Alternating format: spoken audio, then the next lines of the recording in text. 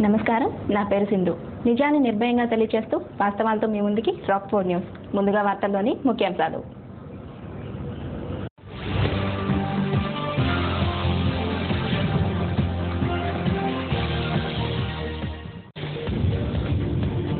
పోలవరంపై విషం చిమ్ముతున్నారు, నిర్వాసితులను రెచ్చగొడుతున్నారు. వైసీపీపై మంత్రి దేవినేని ఫైర్.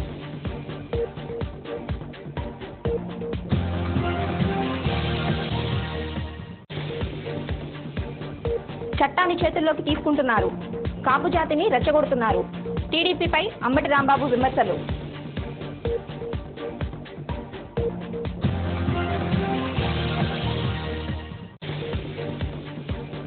ముద్రగడ పాదయాత్రకు అనుమతినివ్వం, గత అనుభవాల దృష్ట్యానే ఈ నిర్ణయం. డీజీపీ నండూరి సాంబశివరావు.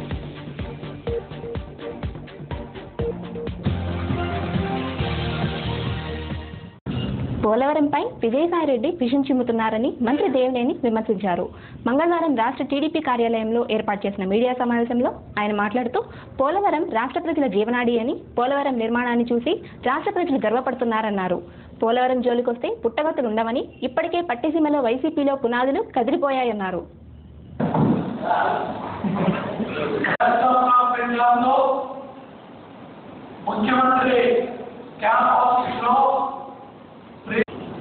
చంద్రబాబు నాయుడు గారు, వర్షాలు గారు, కృష్ణారావు గారు పార్లమెంట్ రాజ్యసభలో పోలవరం ప్రాజెక్టు నిర్మాణంపై రాజ్యసభ సభ్యులు రాజశేఖర రెడ్డి గారి ఆత్మహత్య రామచంద్రరావు, రాజశేఖర రెడ్డి గారి కుమారుడు పార్టీ వైఎస్ఆర్ కాంగ్రెస్ పార్టీ రాజ్యసభ సభ్యుడు విజయసాయిరెడ్డి విషంగా పోలవరం ప్రాజెక్టు త్వరితగతిగా పూర్తవడానికి మీరు ఏ విధంగా సహాయం చేయబోతా ఉన్నారు, త్వరితగతిగా నిధులు ఎంత దూరంగా ఇస్తున్నారు, ఈ ప్రశ్నలని బదులు రాష్ట్ర ప్రభుత్వానికి ప్రాజెక్టు ఇచ్చారు. చాలా స్పష్టంగా కేంద్ర మంత్రి గారు చెప్పారు, దేశంలో ఏ ప్రాజెక్టులో కూడా ఇంత తెరవేగంగా పనులు జరగలేదు. ఆ రాష్ట్ర ముఖ్యమంత్రి చంద్రబాబు నాయుడు గారు ప్రతి వారం కూడా సోమవారం పోలవరం ప్రాజెక్టు పనులు తెరవేగంగా నడుస్తూ ఉన్నారు. కేంద్ర ప్రభుత్వం నీతి ఆయోగ్ సూచన మేరకు రాష్ట్ర ప్రభుత్వం త్వరితగతిన పోలవరం ప్రాజెక్టు కట్టగలని మేము ప్రాజెక్టు నిర్మాణం ఇచ్చామని చెప్పి స్పష్టంగా కేంద్ర మంత్రి గారు అధికారులు చెప్పారు.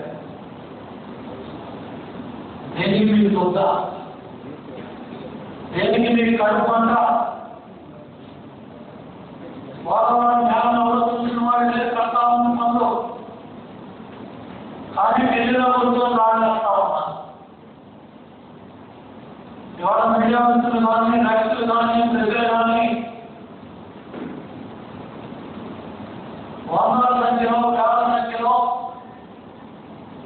ప్రాజెక్ట్ నిర్మాణం దగ్గరికి వెళ్ళి చూసి ఆనందపడుతున్నారు, గర్వపడుతున్నారు.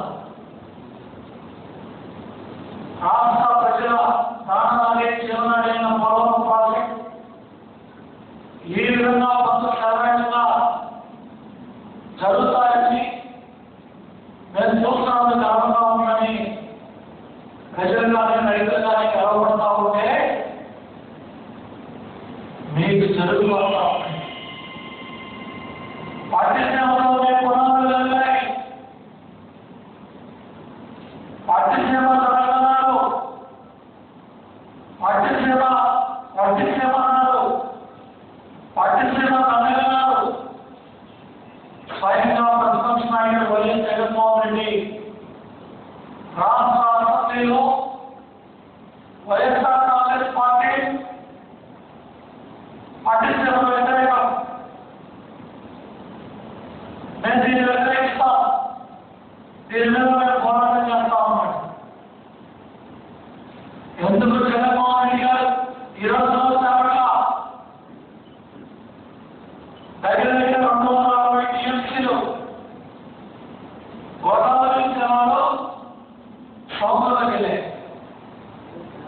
20 టీఎంసీలు అపర భగీరథ జిల్లాలో అదే భగీరథ జిల్లా దూరదృష్టితో కృష్ణారెడ్డిగా చంద్రబాబు నాయకత్వంలో గోదావరి జిల్లాలో 20 టీఎంసీలు ఈరోజు పోలవరం రైతన్న ద్వారా, ప్రకాశం బ్యారేజ్ ద్వారా, కృష్ణా వెస్ట్ గోదావరి, కృష్ణ, గుంటూరు, ప్రకాశం 13 లక్షల ఎకరాలకి తాగునీరు, సాగునీరు, పరిశ్రమలకి, అదేవిధంగా ఆహ్వానానికి నీటిస్తా ఉంటే ప్రతిపక్ష నాయకుడికి జగన్మోహన్ రెడ్డి గారికి తప్పట్లేదా అని అడుగుతా ఉన్నాను. ఇవాళ కాంగ్రెస్ కాంగ్రెస్ రెండు కూడా కలిసి ఢిల్లీలో రాష్ట్రంలో పోలవరం ప్రాజెక్ట్ నిర్మాణం మీద కొత్త రాజకీయాలు మొదలుపెట్టారు. నేను చాలా స్పష్టంగా ఎప్పటి నుంచో చెప్తా ఉన్నా, పక్కన ఉన్న రాష్ట్రాలకి సమాచారం ఇవ్వడానికి వీళ్ళు పార్లమెంటులో రాజ్యసభలో ప్రశ్నలు వేయాల్సింది, తద్వారా కోర్టులో సమాచారం ఇచ్చి ఏదో విధంగా పోలవరం ప్రాజెక్టు పొందవాలని విశ్వ ప్రయత్నం చేస్తా ఉన్నారు. కొత్తలో ప్రభుత్వాలు చేస్తా ఉన్నారు. ఒక ప్రముఖ ఛానల్లో ఆదేశించిన విలేకరిని, ఒక రాయలేషన్ వేసిన ఒక విలేకరిని నేషనల్ ఇన్స్టిట్యూట్లో కేసులు ఎదుర్కొన్నారు. అడ్వకేట్ కేసుల కింద పేద పెద్ద రాయిలను పెట్టి ఖర్చు పెడతా ఉన్నారు. అవినీతి సొమ్ము, దోచుకున్న సొమ్ము ఇవాళ టీడీపీలో వస్తున్నాం. వైఎస్ జగన్మోహన్ రెడ్డి వీళ్ళిద్దరూ కూడా కలిసి నాటమాడుతూ ఉన్నారు, జగన్ ఆడుతూ ఉన్నారు. ఏదో విధంగా పోలవరం ప్రాజెక్టు రావాలి. ఇవాళ పట్టించడంతో మీ పునాదులు తగ్గాయి. పోలవరం ప్రాజెక్ట్ పూర్తంటే మీకు పుట్టగతులు అక్కడ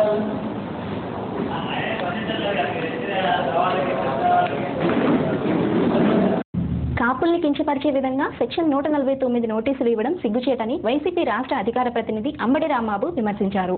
మంగళవారం ఏర్పాటు చేసిన మీడియా సమావేశంలో ఆయన మాట్లాడుతూ చట్టాన్ని చేతుల్లోకి తీసుకుని కాపులను దౌర్జన్యంగా హింసించడం దుర్మార్గమన్నారు. ఎన్నికల్లో ఇచ్చిన హామీని అమలు చేయమనడం తప్ప అని ఆయన ప్రశ్నించారు.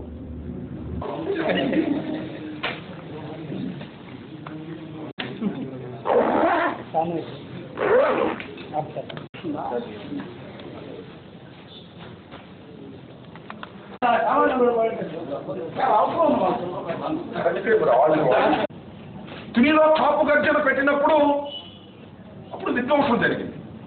విధ్వంసం జరిగితే ఇదే చంద్రబాబు నాయుడు గారు ఏ మాత్రం డిలే లేకుండా వచ్చి ఇది కాపులు చేసే పని కదా, ఇది కడప నుంచి వచ్చినటువంటి దొండగులు చేశారు, జగన్మోహన్ రెడ్డి గారు మనుషులు చేశారని ఆరోపించినటువంటి పెద్ద మనిషి ఇవాళ కాపులు విధ్వంసాన్ని సృష్టిస్తున్నారు అనేటువంటి మాట మాట్లాడి ఎందుకు నోటీసు ఇస్తున్నాడో చంద్రబాబు సమాధానం చెప్పాలి. మనం చేసి ఒక కుల అహంకారంతో అన్ని కులాలను కించపరిచి కాపులంటే ఒక అసహ్యమైనటువంటి కులంలాగా సమాజంలో చిత్రీకరించడానికి చంద్రబాబు నాయుడు గారు ఎందుకు ఇంత తాపత్రయపడుతున్నారో నాకు అర్థం కావడం లేదు.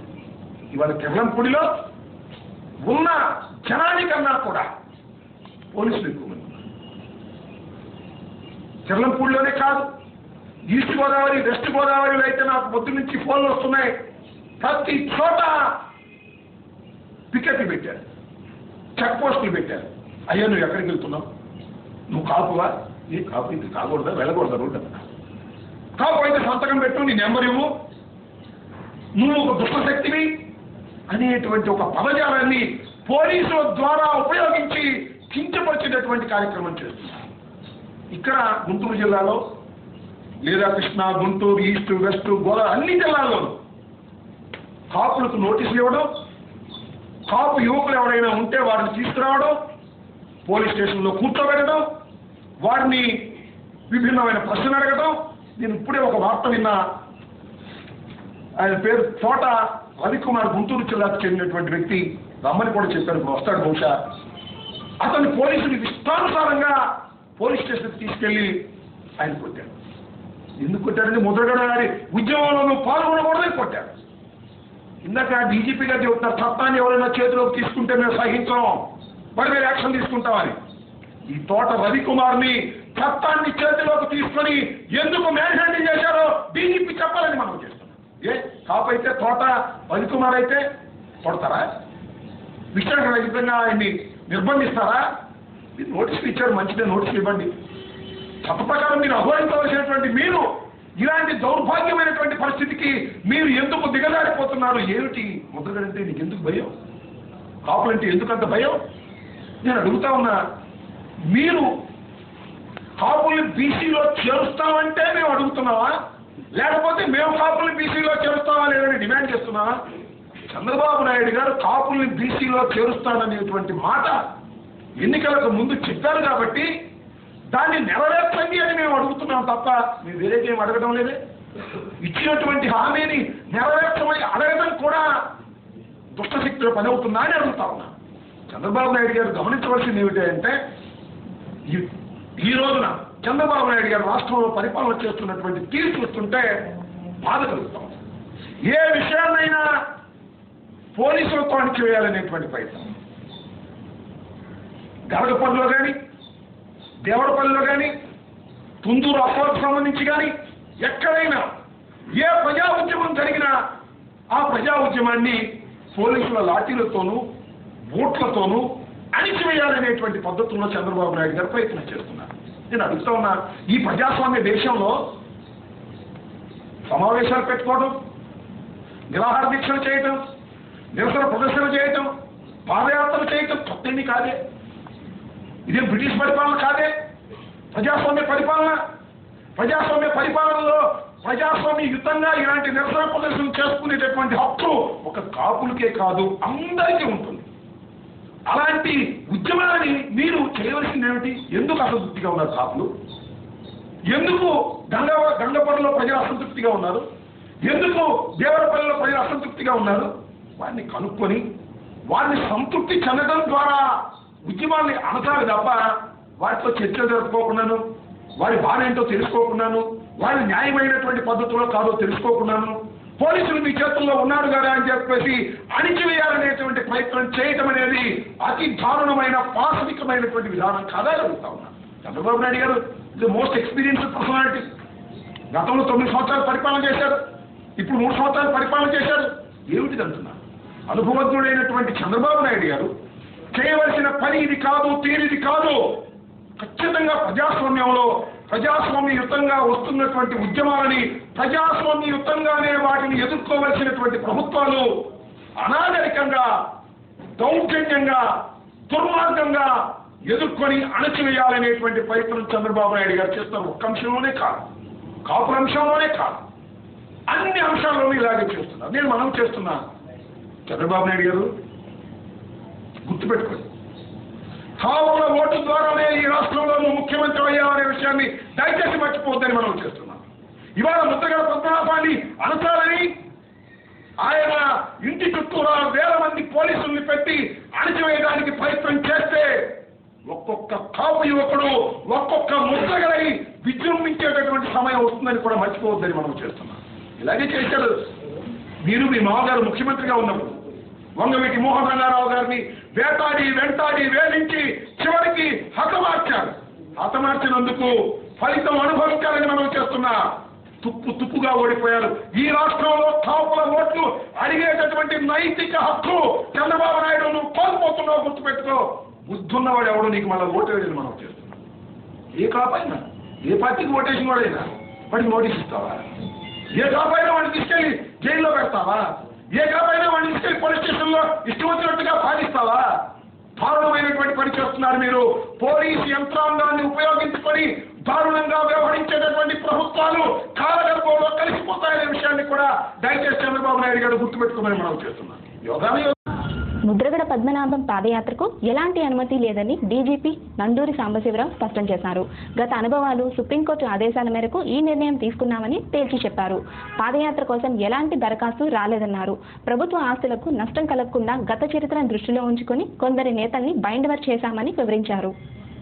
అసలు పాదయాత్ర కోసం ఇప్పటి వరకు దరఖాస్తే రాలేదని ఆయన తెలిపారు. కిల్లంపూడితో పాటు తూర్పుగోదావరి జిల్లాలో 144 సెక్షన్తో పాటు సెక్షన్ 30ని అమలు చేస్తున్నామని డీజీపీ సాంబశివరావు వెల్లడించారు. ఇటు అమరావతి రాజధానిలోని సచివాలయం, అసెంబ్లీని కూడా ముట్టడిస్తారని తమకు ముందస్తు సమాచారం ఉందని, అందుకే రాజధాని ప్రాంతంలో కూడా పటిష్ట బందోబస్తు ఏర్పాటు చేశామన్నారు. ప్రభుత్వ ఆస్తులకు నష్టం కలగకుండా గత చరిత్రను దృష్టిలో ఉంచుకుని కొందరు నేతల్ని బైండోవర్ చేశామని వివరించారు. అనుమతి లేని సభలు, ర్యాలీల్లో పాల్గొంటే కఠినంగా వ్యవహరిస్తామని ఆయన హెచ్చరించారు. పర్మిషన్ కావాలి అని వారు అప్లై చేయలేదు. ముద్రగడ పద్మనాభం గారు కానీ వారి అనుచరులు కానీ ఎవరైనా ఈ పాదయాత్రకి మాకు పర్మిషన్ కావాలి అని ఎక్కడ అడగలేదు. అది ఒక జిల్లా పరిధి దాటిపోతున్నది కాబట్టి ఈస్ట్ గోదావరి జిల్లా కాదు, east Godavari, west Godavari up to Amaravati అంటున్నారు కాబట్టి పలు జిల్లాలు ఉన్నాయి కాబట్టి డీజీపీ గారికి అప్లై చేయాలి. అది కూడా అప్లై చేయలేదు వారు. రెండోది ప్రధాన కారణం ఏంటంటే చాలాసార్లు అడుగుతున్నారు ఏమనంటే మాకే ఎందుకు ఈ పర్మిషన్ అనేటువంటిది ఇన్సిస్ట్ చేస్తున్నారు, మిగిలిన వాళ్ళకి ఎందుకు చేయట్లేదు అని చెప్పారు. ఎప్పుడు కూడా గత చరిత్ర చూస్తాం, previous history of such processions చూస్తాం. మాకు ఈ క్యాస్ట్ రిలేటెడ్ యాజిటేషన్స్లో గతంలో జరిగినటువంటి ఈ ప్రొసెషన్స్ అన్నీ చూసుకుంటే 1993లో కానివ్వండి, అదేవిధంగా గత సంవత్సరం జనవరి 31వ తారీఖు కానివ్వండి, చాలా పెద్ద ఎత్తున ఆస్తి నష్టం, ప్రాపర్టీ నష్టం జరగడం మీకు అందరికీ తెలుసు. సో ఫస్ట్ అప్లై చేయలేదు. రెండోది గత చరిత్ర బేస్ చేసుకొని ఇవ్వడానికి కూడా పర్మిషన్ లేదు. మేము జనావాసాల మధ్య మద్యం షాపుల్ని తొలగించాలని కోరుతూ కేవీపీ కాలనీ వాసులు మంగళవారం మద్యం షాపు ఎదుట ధర్నా కార్యక్రమాన్ని నిర్వహించారు. ఈ సందర్భంగా స్థానిక మహిళలు మాట్లాడుతూ నిత్యం రద్దీగా ఉండే ప్రాంతాల్లో ఇలాంటి మద్యం షాపులు ఉండడం వల్ల అనేక ఇబ్బందులు ఎదుర్కొంటున్నామన్నారు. ప్రభుత్వం స్పందించి ఈ షాపుల్ని వేరే ప్రాంతాలకు తరలించే దిశగా చర్యలు తీసుకోవాలన్నారు.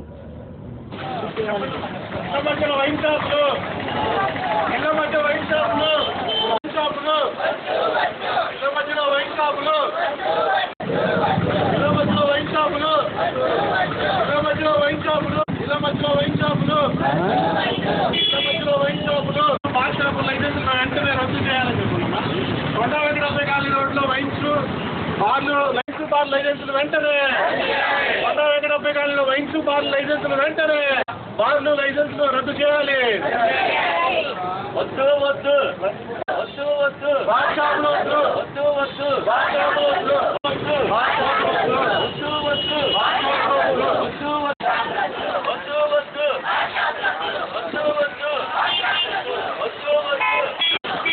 వద్దు వద్దు వద్దు వద్దు వద్దు పాపం మహిళలందరూ కూడా ఇక్కడ ధర్నా చేస్తూ ఉన్నారు. అయితే కలెక్టర్ గారికి మెమరాండం ఇచ్చారంట. దయచేసి మేము ప్రభుత్వాన్ని కోరేది ఒకటే, ఇంతకు ముందల్లా 2 yearsకి ఒకసారి చెప్పినారు, ఇప్పుడు 5 years దాకా బార్ షాపులకి లైసెన్సులు ఇచ్చారు. దాదాపు కొత్తగా 85 వైన్ షాపులకి లైసెన్సులు ఇవ్వడం జరిగింది ప్రభుత్వం నుంచి. ఇట్లా నివాస స్థలాల మధ్య ఉండే షాపుల్ని తొలగించాలని, బెల్ట్ షాపుల్ని రద్దు చేయాలని, మహిళల్ని మందు తాగిన మగవాళ్ళు ఇక్కడ ఉండడం వల్ల మహిళలు చాలా ఇబ్బందులు ఎదుర్కొంటారు కాబట్టి ఇక్కడ షాపుల్ని తీసేయాలని మేము కోరుతా ఉన్నాం. కొండ వెంకటప్ప కాలనీ మెయిన్ రోడ్ సమీపంలోని 1వ లైను 2వ లైన్ల మధ్యలో 2 వైన్ షాపులు, ఒకటి గెలాక్సీ బార్ అండ్ రెస్టారెంట్, రెండోది వచ్చేసి న్యూ రాజధాని వైన్స్, మూడోది వచ్చేసి ఇక్కడ మన కావేరీ కాలనీ సమీపంలో మూడోది కూడా పెట్టారండి కొత్తగా. గత ఒక 7-8 నెలల నుంచి ఈ wine shop Galaxy bar and restaurant పెట్టిన తర్వాత ఇక్కడ స్థానిక ప్రజలు కానీ ఇటువైపు ప్రయాణం చేసే ప్రయాణికులు కానీ తీవ్రమైన ఇబ్బందులు ఎదుర్కొంటూ ఉన్నారు.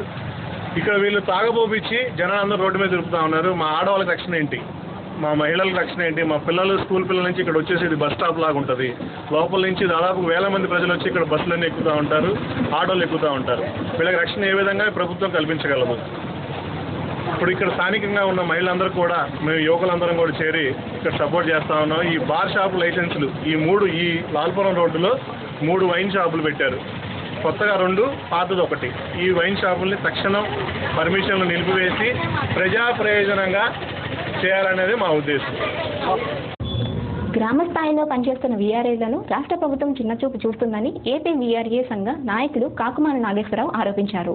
వీఆర్ఏలకు కనీస వేతనం 18,000 ఇవ్వాలని డిమాండ్ చేస్తూ 24 గంటల పాటు నిరాహార దీక్ష చేపట్టారు. ఈ సందర్భంగా ఆయన మాట్లాడుతూ పుష్కరాల్లో విధులు నిర్వహించిన వీఆర్ఏలకు వేతనాలు చెల్లించకపోవడం సిగ్గుచేటన్నారు.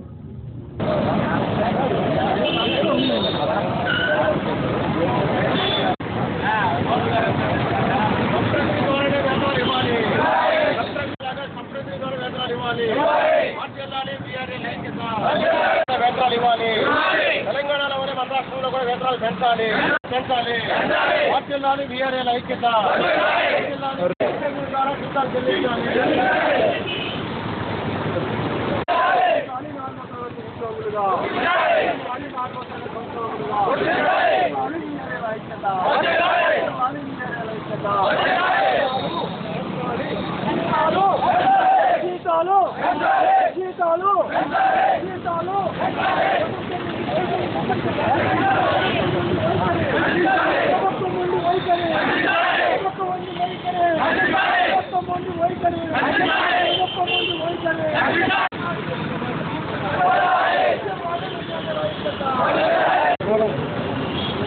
వీఆర్ఏల రాష్ట్ర కమిటీ పిలుపు మేరకి 23, 24, 25 తేదీల్లో 24 గంటల ధర్నా కార్యక్రమం పిలిపివ్వడం జరిగింది.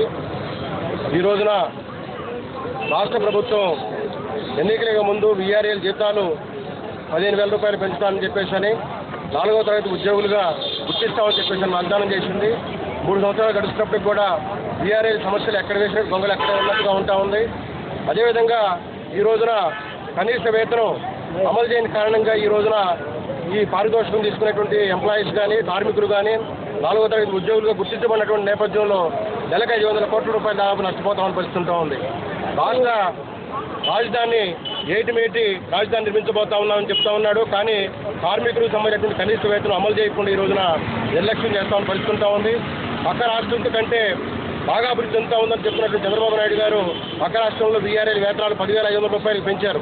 కానీ ఇక్కడ ఆ వేతనాలు పెంచరా. అదేవిధంగా నోరు వెళ్ళినటువంటి ఉద్యోగులు వాళ్ళకి సంబంధించి వేతనాలు పెంచే ప్రయత్నం చేస్తూ ఉన్నారు.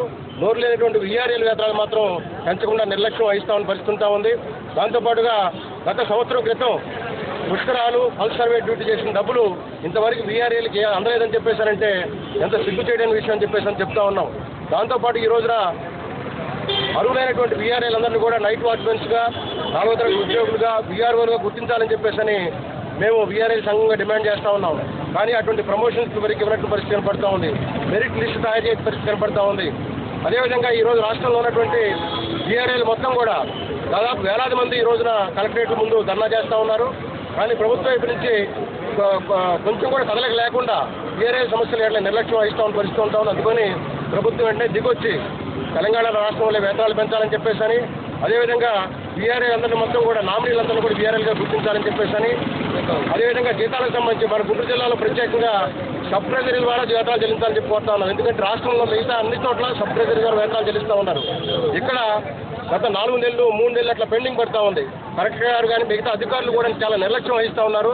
అందుకని ఈ విధంగా కనుక కొనసాగితే రాబోయేటువంటి కాలంలో మేము వీఆర్ఏ సంఘంగా మా పోరాటం మరింత ఉధృతం చేస్తామని చెప్పేసి రాష్ట్ర ప్రభుత్వాన్ని జిల్లా అధికారులు కూడా హెచ్చరిస్తూ ఉన్నాం. బులెటిన్లో షార్ట్ బ్రేక్.